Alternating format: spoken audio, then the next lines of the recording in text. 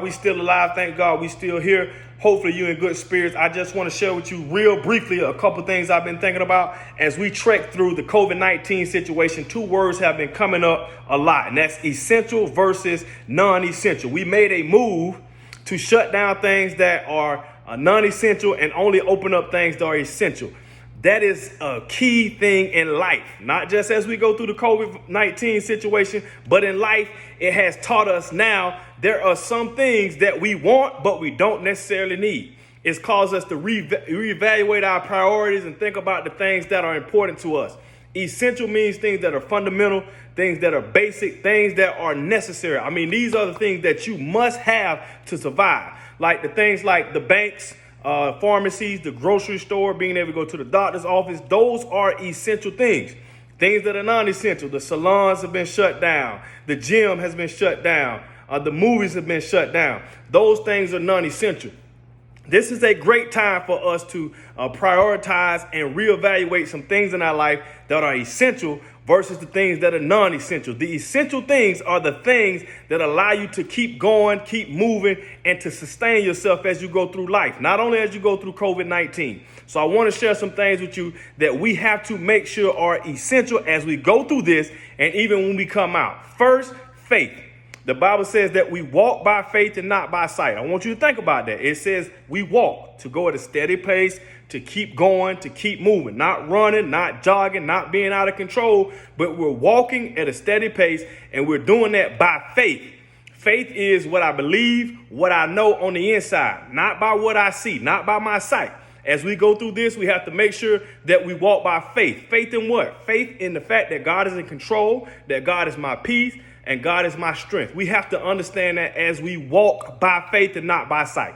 So you must have faith. That is essential as we go through this and when we come out. Second, you're going to need a fight. The Bible says to fight the good fight of faith. You have to understand there is a fight for your faith.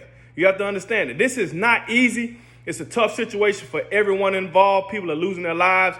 Things have changed. Some of you as teenagers, as young people, your role has changed in your family. Now you're having to do things that you didn't necessarily have to do. That is okay. Some of you have having to grow up faster than you normally would. You have some situation. Our seniors are facing all kinds of different things.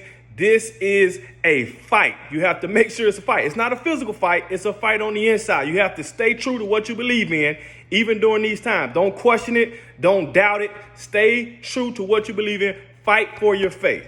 And lastly, you have to have a focus. The Bible says that God has not given us the spirit of fear, but the spirit of love, power, and a sound mind. I want you to think about that. You must have a sound mind as we go through COVID-19, and you also must have a sound mind as you go through life. A sound mind, one that is alert. That means you're not distracted. You're alert. You have a focus. You have a sound mind, a mind that is made up. One that does not go back and forth. You don't waver. All right. You have a made up mind. You have a focus that I'm going to be focused on what is important. You have to make sure you have a sound mind, not one that is all over the place and wondering. Right now, you got a lot of free time on your hands. It's easy to think about things in a negative light. It's easy to have doubt. It's easy to have fear. It's easy to get depressed. It's easy to get down. It's easy to feel lonely. Things are different. You have to fight.